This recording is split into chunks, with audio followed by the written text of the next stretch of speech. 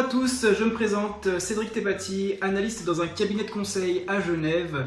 Je fais cette vidéo aujourd'hui puisque je suis sans cesse étonné de rencontrer des personnes qui sont très peu, voire très mal informées sur les éléments qui gravitent autour du statut de frontalier. Donc j'ai décidé de mettre à contribution mes connaissances pour vous éclaircir et vous renseigner au mieux par rapport à cela. Aujourd'hui, j'ai décidé de parler d'un point qui est important, celui de la CMU. Donc point qui est aussi révoltant puisque je vous le rappelle, depuis 2015, les personnes qui étaient en assurance privée ont eu l'obligation de s'affilier à la sécurité sociale française, donc à la CMU pour frontalier. Je vais séparer ma présentation en 3 points. Donc le premier portera sur le choix d'option. Donc lorsque l'on arrive en Suisse, on prend une activité en Suisse, vous allez avoir un délai de 3 mois pour faire votre choix entre le système maladie suisse ou le système maladie français. Donc nous verrons quelles sont les démarches à entreprendre pour s'affilier à la CMU et puis également les éléments qui vont déterminer votre choix. Dans un second point, nous allons regarder quels sont les organismes qui gravitent autour de la sécurité sociale, donc notamment l'URSSAF, la CNTFS, la CMU et à quoi ils servent effectivement. Et puis enfin, nous regarderons comment on remplit correctement notre déclaration vis-à-vis de vos revenus pour avoir une cotisation juste, puisque je rencontre encore des personnes qui, par inadvertance, ne mentionnent pas le bon montant, donc ont des cotisations bien plus élevées que ce qu'ils devraient. Nous regarderons également aussi le calcul exact par rapport à cette CMU pour calculer vos cotisations annuelles, qui est assez importante. Et puis, je vous ferai part d'une petite astuce pour réduire un petit peu ces cotisations.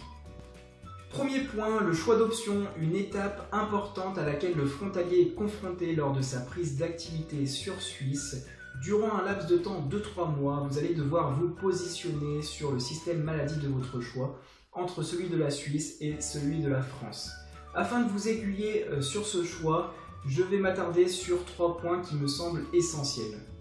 La tarification, donc entre le système français et le système suisse, on va retrouver des différences puisque au niveau du système français, votre cotisation va être calculée sur la base de vos revenus, tandis qu'en Suisse, vous serez affilié à des assurances privées, donc vous payerez un forfait mensuel qui pour les moins onéreuses tourne autour de 330 à 340 francs par mois. Autre point, les enfants, je pense notamment aux familles nombreuses. Sur le système français, il n'y aura aucun impact sur vos cotisations, que vous ayez 1, 2, 3, voire 15 enfants, vous payerez exactement la même chose. Côté suisse, c'est un petit peu différent puisque vous allez devoir les affilier également à des assurances privées, ce qui va augmenter votre forfait de 90 à 100 francs par mois et par enfant. Autre point qui est important et qu'on oublie souvent, votre localisation géographique. Je pense notamment aux personnes du pays de Gex. Donc il est important d'avoir quand même un hôpital à proximité. L'hôpital le plus proche du pays de Gex est celui de Genève à 15 minutes et le plus proche en France est celui d'Annecy à 35 minutes. Ceci peut également motiver votre choix sur le système suisse ou sur le système français. L'affiliation auprès du système maladie français est finalement très simple. Vous devrez vous munir de 2 documents importants. Le premier, le formulaire 727, téléchargeable sur internet à remplir intégralement et à remettre auprès de la CPAM de votre région, ainsi que le document choix du système d'assurance maladie applicable, reçu en général avec votre permis de travail suisse, un document assez bien expliqué où vous devrez remplir les points 1, 2, 3, 4 et 6, puis le faire valider par la CPAM avec un coup de tampon de leur part et le remettre au final à l'autorité compétente en Suisse. Deuxième point, les organismes de la sécurité sociale pour y voir un petit peu plus clair là-dedans. Donc on va retrouver 3 organismes importants, donc la CPAM qui est la caisse primaire d'assurance maladie. C'est auprès de cet établissement que vous allez devoir entreprendre les démarches pour les inscriptions. Nous retrouverons ensuite l'URSSAF que l'on peut assimiler à la trésorerie de la sécurité sociale. C'est cet organisme qui va gérer les flux d'argent entrant et sortant pour les prestations. Et enfin, nous retrouverons la CNTFS, donc la Caisse nationale transfrontalière suisse, qui va s'occuper du calcul des cotisations, et c'est auprès de cette caisse que vous allez devoir vous retourner en cas d'information complémentaire ou de régularisation. Troisième point, peut-être le plus important, le calcul de la cotisation et le renseignement des bonnes informations pour avoir un bon calcul. Donc la première chose à savoir est que vos cotisations de l'année en cours se basent sur vos revenus de 2 ans antérieurs. Par exemple, vos cotisations de l'année 2016 sont basées sur vos revenus 2014 que vous avez déclaré dans l'avis d'imposition français 2015.